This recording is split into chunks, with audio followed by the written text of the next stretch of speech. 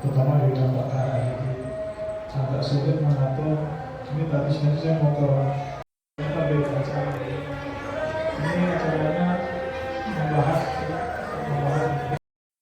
dengan kepada hakim dari PNAS nasional. Jadi satu hari waktis, jadi satu hari putus, satu hari. Jadi ini gambaran betapa mungkin beda dengan di Pangkal. Pangkal itu kan peragamannya pas 2, perkaranya sedikit.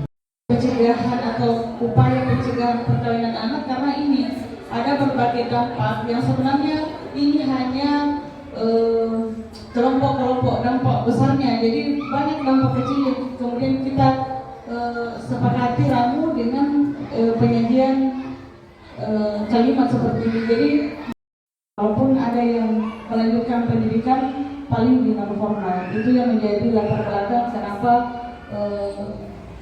kegiatan kita.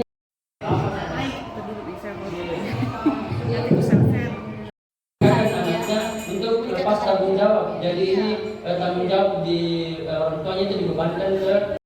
Tadi saya susah dalam kehidupan, begitu kau sudah ambil sepian anak, berarti kehidupan bisa bagus. Atau itu kalau memang bisa saja yang nikahi, ini orang mampu, orang kaya.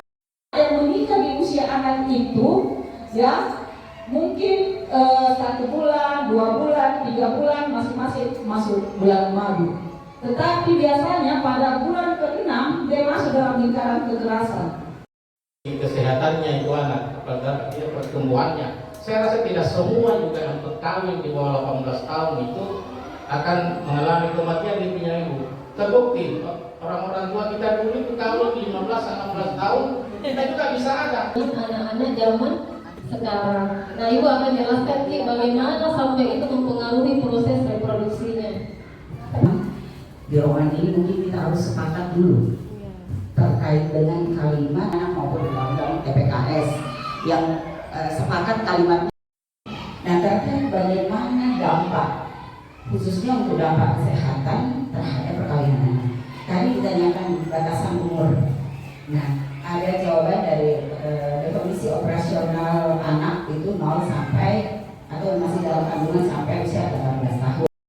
Hanya ini kita beramai-ramai bersama-sama, ayo kita melalui pengadilan agama karena Pak ini oleh Bapeda kami tidak boleh melakukan kegiatan dengan judul sosialisasi.